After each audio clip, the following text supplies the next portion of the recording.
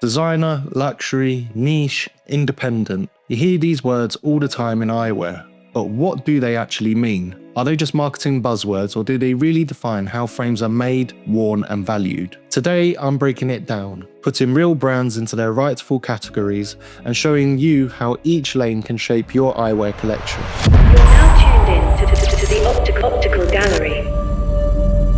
If you're new to the channel, I'm Nick, Curator of Eyewear, lens artist and dispensing optician here at the Optical Gallery. So let's start with the most familiar, designer. These are the brands licensed and manufactured by the big conglomerates.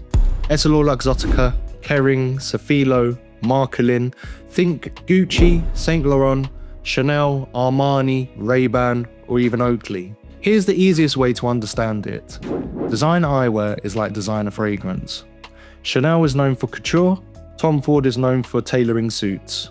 But fragrance is the accessible way in. Eyewear works in the same way. Logo-driven, instantly recognizable, and a way to own a piece of a fashion house without the couture price tag. I don't personally wear a lot of designer frames. They often feel a little bit volume-driven or safe for my taste. But that doesn't make them a bad category. There's a massive culture around them, and they do set the fashion tone each season. If you go back through the eras, you can tell the style of that era through the eyewear that was worn. However, what does get me excited is designer vintage. Ray-Bans immortalized in films, a Chanel frame worn by your favourite musician, or Jean-Paul Gaultier's Wild Creations, one of my all-time favourite eyewear designers. The nostalgia of the 80s, 90s and 2000 is where designer eyewear really shines. And honestly, the build quality back then was often better too. Next up, luxury. And luxury is about craftsmanship, prestige, heritage and materials. Cartier is the perfect example, a name you've all heard, precious materials and exquisite finishing. I've always admired the Cartier rimless culture. Custom lenses and precious stones turn eyewear into accessories that symbolise affluence.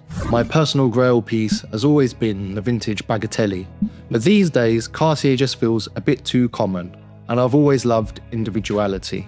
Other names in this lane? Jacques Marie Mage. Incredible craftsmanship, a huge collector culture, and the DNA so distinct it's often copied. Personally, I've moved past the craze. T. Henry is one that I find fascinating. Yes, there are similarities to JMM with their limited runs and exposed temples, but the edgier shapes just suit my taste, and they're less mainstream. Then there's Maybach, Vita, Oconee, Limburg Precious, Fred, Masunaga Masters of Craft Collection, and Chrome Hearts. Chrome Hearts definitely in my top 3 luxury brands, may I add. And of course, Cazal legends. Cazal, in my opinion, are the cultural icons that shaped luxury eyewear fashion. They set the trend for eyewear as a true luxury accessory. They were the original collector's pieces, and the vintage market is still thriving today. Luxury eyewear doesn't just finish an outfit, it elevates it, and it makes you feel, as the saying goes, like $1 million. Now on to niche. And this is the category I'm most obsessed with. Niche is where designers treat eyewear as their playground. It's about experimentation, ideologies, and expression, creating frames you'll never see in the mainstream collections. Brands like Theo Eyewear, Kuboraum, Parasite, Sabine B, Factory 900, Vava, Nina Moore. These are statement makers, conversation starters, and works of art as much as glasses. At the moment, Parasite is one of my personal favourites. Futuristic, manga-influenced, ergonomically built, and purpose-made. Every time I wear them, I get compliments, but they're not for the office. They're for personal time, the sportier types, or for people that want to stand out. This is where eyewear becomes culture. Niche is extremely wearable, but not everywhere, and that's what makes it addictive. If you're the type of person that only wears one pair of glasses every day for every occasion, niche probably isn't for you. If you love creativity, this is where you begin to build a wardrobe. And here's another thing. Many niche brands release annual collaborations or art pieces. Parasite's Sentinel Mask is the perfect example. Eyewear as sculpture.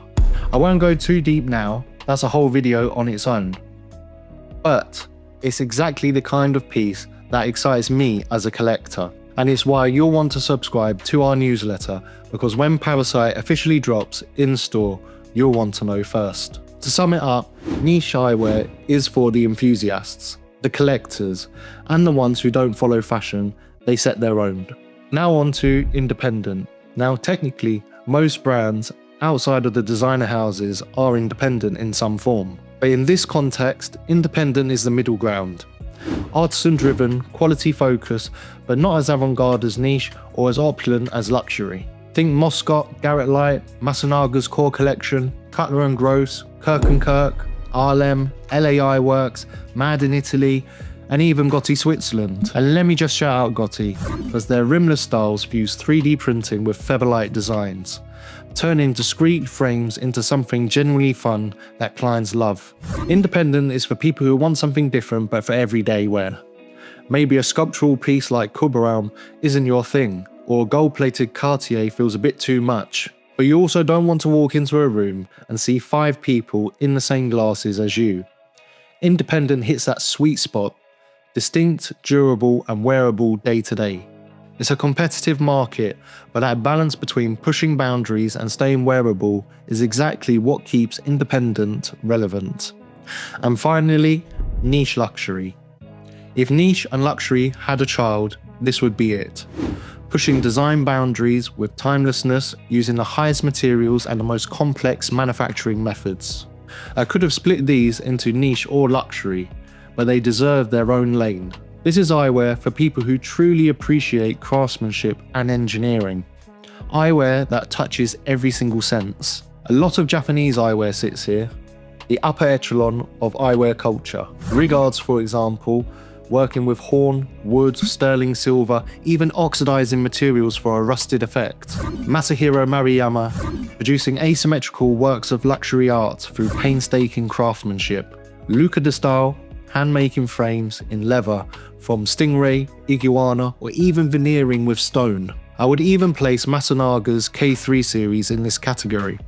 Luxury with design flair and manufacturing of the highest form. Matsuda is another brand whose designs have that luxury niche vibe. And of course, Tavat, a brand that played a big role in my optical journey with their soup can designs. Complex construction, timeless appeal, but niche in their creativity. This is eyewear that makes you double take. Pieces you want to examine closer, because they're as much engineering as they are design. So those are the 5 big categories: designer, luxury, niche, independent, and niche luxury. Of course we could go deeper.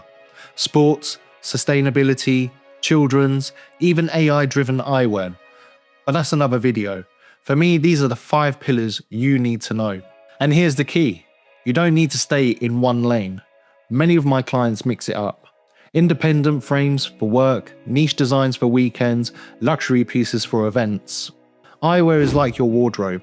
Different looks for different moods, occasions, and of course, function. And understanding these categories means you'll know where to start.